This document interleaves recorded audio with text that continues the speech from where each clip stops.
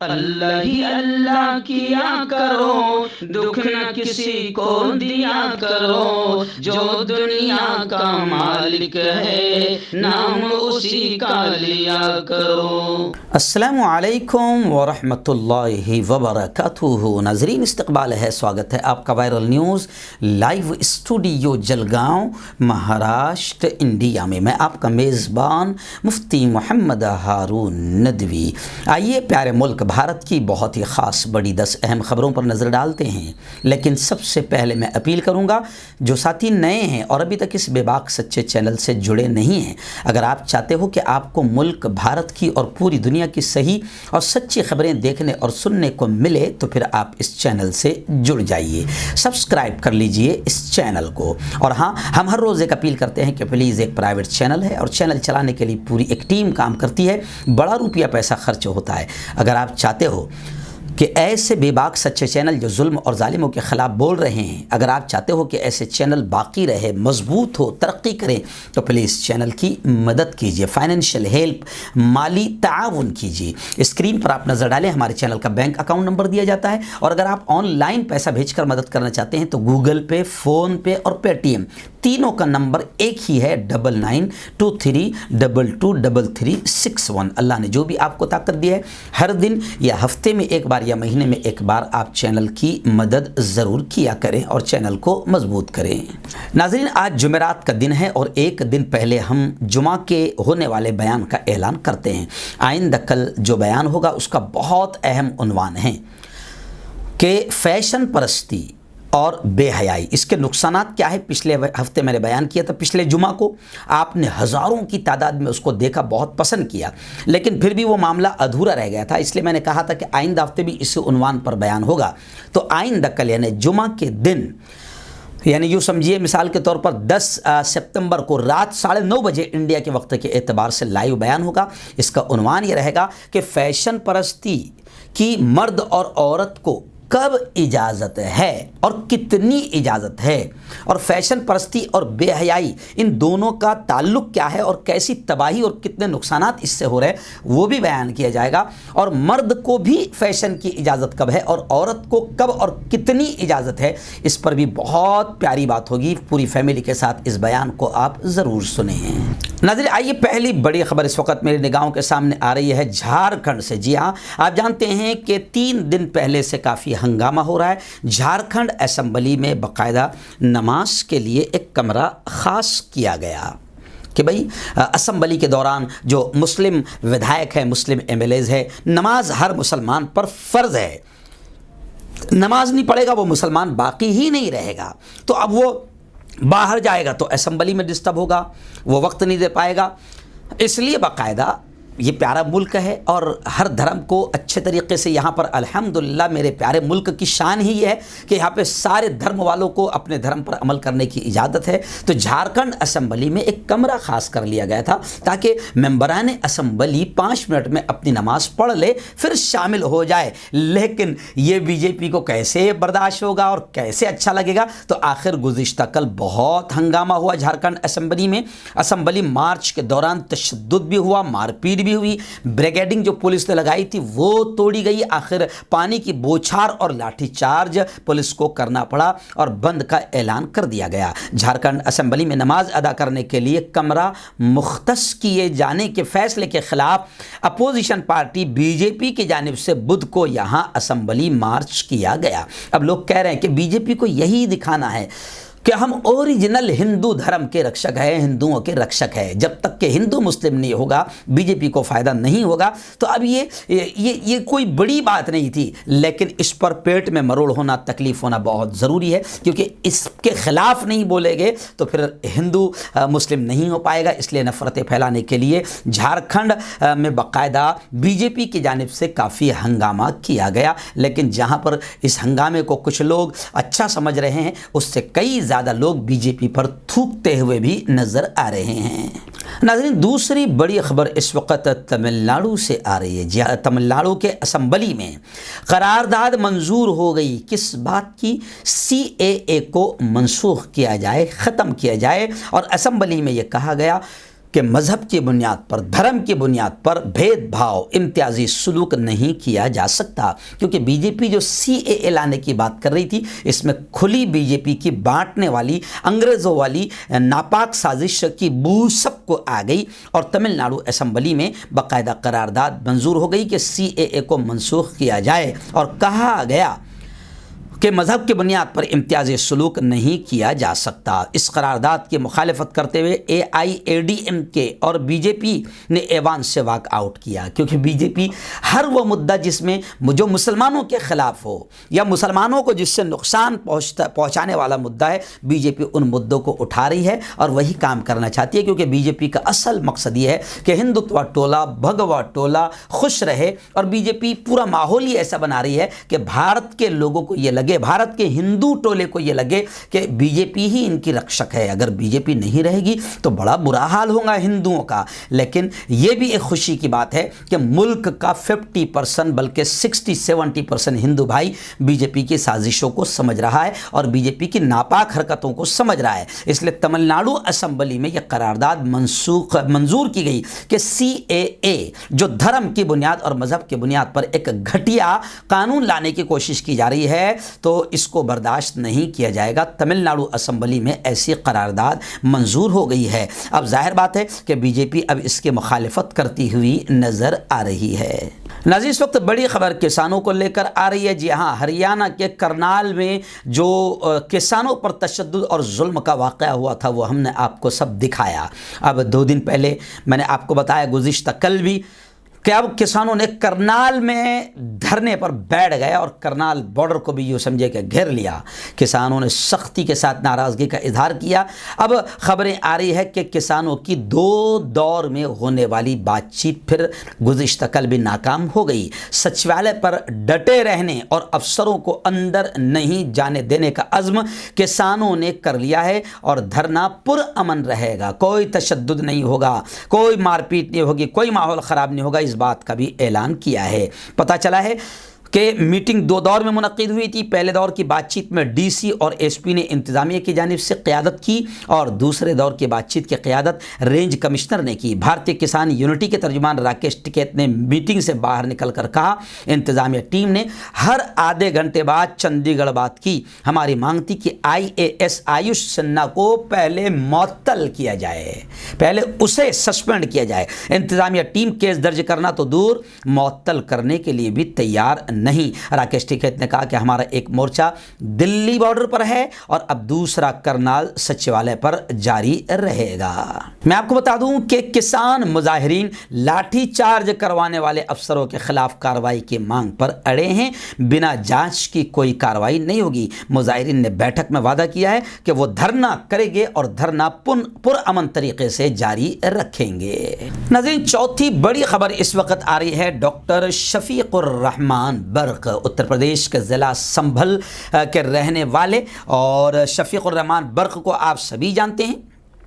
دلی کی civil defence worker بیٹی رابعہ سیفی کے ساتھ جو ریپ ہوا ہے اور بڑی حیوانیت اور درندگی کے ساتھ اس کا مرڈر کیا گیا ہے، اس کے معاملے کے پس منظر میں ڈاکٹر شفیق الرحمان نے صاف طور سے بات کرتے ہوئے کہا ہے کہ اب ہندوستان میں مسلمان محفوظ نہیں ہیں۔ ڈاکٹر شفیق الرحمان برق نے کہا کہ ملک میں مسلمانوں پر ظلم ہو رہا ہے، تشدد ہو رہا ہے، موب لنچنگ ہو رہی ہے۔ جہاں بھی کوئی مسلمان تنہا اکیلا پایا جاتا ہے اس پر غیر ضروری الزامات لگائے جاتے ہیں کہ آپ نے یہ کیا، ایسا کیا، اور اس پر حملہ کیا جاتا ہے۔ اس ملک میں ڈاکٹر شفیق نے کہا ہے کہ مسلمان محفوظ نہیں ہیں۔ برق نے یہ بھی کہا کہ ملک کسی کے باپ کی جاگیر نہیں ہے، ملک ہمارا بھی ہے۔ ہم نے اس ملک پر تقریباً 800 سال حکومت کی ہے، ہم بھی اس ملک کے حکمران رہے ہیں۔ تاریخ گواہ ہے کہ ہمارے دور حکومت میں بھی ہمارے باپ دادا مسلمانوں نے کسی پر ظلم نہیں کیا، نہ ہی کسی کو ہراساں کیا۔ انہوں نے رابعہ سیفی معاملے کی عدالتی انکوائری کا مطالبہ کیا ہے،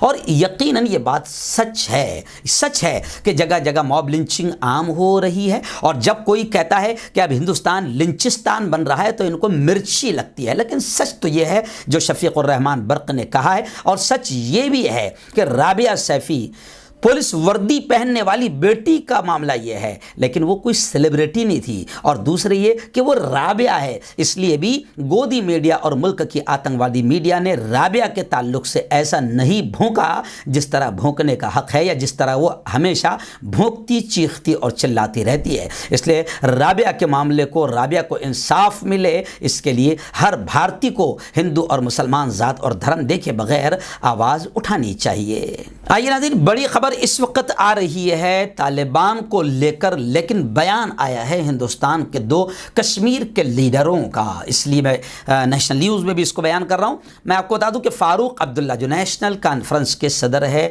और साबिक वज़ीर आला है, CM हैं जम्मू कश्मीर के फ़ारूक अब्दुल्ला, इन्होंने तालिबान की अफ़गानिस्तान में हुकूमत करने पर उम्मीद ज़ाहिर की है कि तालिबान इस्लामी उसूलों के मुताबिक हुकूमत करेंगे। तालिबान अफ़गानिस्तान में इंसानी हुकूक और इस्लामी उसूलों के मुताबिक हुकूमत करेंगे। उनका साथ ये भी कहना था कि तालिबान को तमाम मुल्कों के साथ दोस्ताना ताल्लुकात कायम करने चाहिए। उन्होंने कहा कि नेशनल कॉन्फ्रेंस जम्मू कश्मीर के रियासती दर्जे और दफ़ा 370 और दफ़ा 35A की बहाली के अपने मौक़िफ़ पर वो बराबर कायम हैं। वहीं पर अभी जो जम्मू कश्मीर की साबिक वज़ीर आला हो गई, यानी पहले वो वज़ीर आला थी महबूबा मुफ्ती, उन्होंने भी तालिबान के ताल्लुक से बड़ा बयान दिया है और उन्होंने कहा है कि तालिबान शरीयत पर अमल करके मिसाल बन सकते हैं। उन्होंने कहा कि अगर तालिबान ने फिर से 90 की दहाई वाला तरीक़ेकार अपनाया तो दुनिया के बिलउमूम और अफ़गानिस्तान के लोगों के लिए बिलखुसूस मुश्किलें बढ़ सकती है। लेकिन तालिबान अगर शरीयत पर अमल करके इंसाफ को कायम करेगी, जुल्म, ज़्यादती, खून खराबे, दंगे और फसाद को ख़त्म करेगी, तो वो शरीयत पर अमल करके मिसाल बन सकते हैं। और लोग इसलिए भी उम्मीदें जाहिर कर रहे हैं क्योंकि तालिबान ने अभी जो इक़दाम किया है माफ़ करने का, खून खराबे से बचने का, इस तालिबान के इस अमल से लोग खुश हैं। वहीं पर बड़ी खबर ये भी आ रही है कि तालिबान हुकूमत ने अपनी पॉलिसी का ऐलान किया, अक़लियतों और महरूम तबक़ात के हुकूक का भी तहफ़्फ़ुज़ किया जाएगा। इस बात का भी तालिबान ने ऐलान किया, जिसको लेकर लोगों में अब तालिबान की हुकूमत को लेकर अच्छी उम्मीदें भी कायम हो रही है। नाज़रीन, इस वक्त बड़ी खबर मेरी निगाहों के सामने आ रही है उत्तर प्रदेश की राजधानी लखनऊ से। जी हाँ, लखनऊ हाई कोर्ट ने वसीम रिजवी के खिलाफ रज़ा एकेडमी ने जो PIL दाखिल की थी वो लखनऊ हाई कोर्ट ने खारिज कर दिया, निकाल दिया। आप जानते हैं कि वसीम रिजवी कौन है। वसीम रिजवी किस कुत्ते का नाम है, इसका तारुफ करवाने की ज़रूरत नहीं है। खैर, रज़ा एकेडमी ने कहा था कि इस पर कार्रवाई की जाए। जी हाँ, और हुकूमत से भी कई मुतालबात किए गए, लेकिन मैं पहले दिन से कहते आ रहा हूँ कि नरसिंह आनंद स्वामी हो या वसीम रिजवी हो, ये पालतू कुत्ते हैं जो वक्त वक्त पर माहौल ख़राब करने के लिए हुकूमत के काम आते रहते हैं। इसलिए हुकूमत इन पर कोई कार्रवाई नहीं करेगी और उसका नमूना अभी देखने को मिल गया है। खैर, अलहाज मोहम्मद सईद नूरी साहब जो रज़ा एकेडमी के सुप्रीमो हैं, चीफ है, सरबराह है, उन्होंने कहा कि रज़ा एकेडमी अब सुप्रीम कोर्ट जाएगी। लखनऊ हाई कोर्ट ने वसीम रिजवी के खिलाफ PIL को निकाल दिया, खारिज कर दिया, तो रज़ा एकेडमी सुप्रीम कोर्ट जाएगी। और लोगों को, हालांकि वसीम रिजवी के खिलाफ अलग अलग शहरों के पुलिस स्टेशनों में तकरीबन दर्जनों FIR मौजूद है।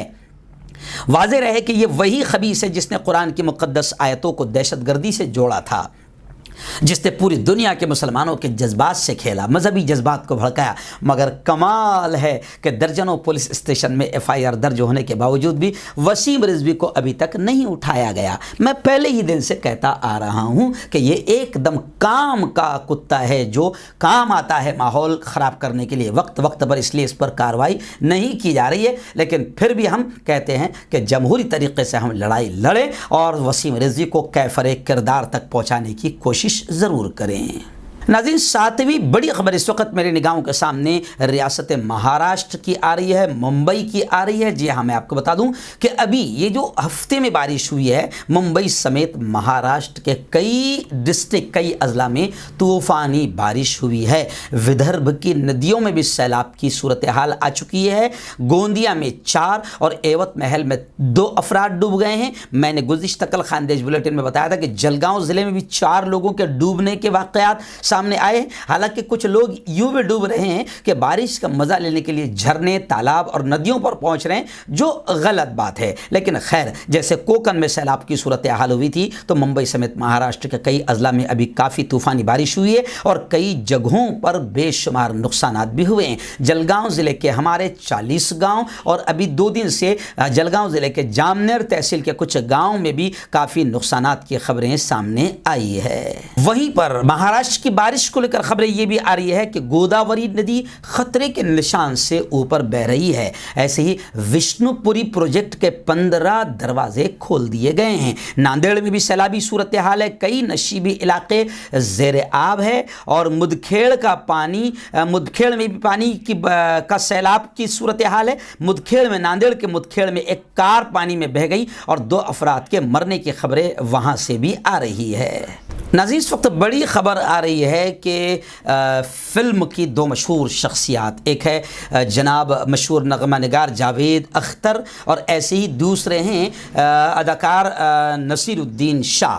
ان دونوں کے خلاف جو مہم چلائی جا رہی ہے اس کی مذمت کی جا رہی ہے اور ملک کی ممتاز اور مشہور شخصیات دونوں کے شانہ بشانہ کھڑے ہونے کا اعلان کرتی ہوئی نظر آ رہی ہے۔ آپ جانتے ہیں کہ افغانستان میں طالبان کی حکومت بننے کے بعد، طالبان کے اقتدار پر واپس آنے کے بعد فلم اداکار نصیر الدین شاہ اور نغمہ نگار جاوید اختر کی جانب سے میڈیا میں جو بیانات دیے گئے تو اب ان کے خلاف زہر افشانی کی جا رہی ہے اور احتجاج کر کے انہیں ڈرانے اور دھمکانے کی کوششیں کی جا رہی ہے۔ تو اب ملک کی ممتاز اور مشہور شخصیات نے کہا کہ یہ بالکل گھٹیا حرکت ہے اور ان لوگوں کا کہنا ہے کہ ہم ان دونوں شخصیتوں کے شانہ بشانہ کھڑے ہیں۔ مختلف شعبہ حیات سے تعلق رکھنے والے تقریباً 150 سے زیادہ ممتاز اور مشہور شخصیات نے ایک بیان جاری کر کے جاوید اختر اور نصیر الدین شاہ کے خیالات سے نہ صرف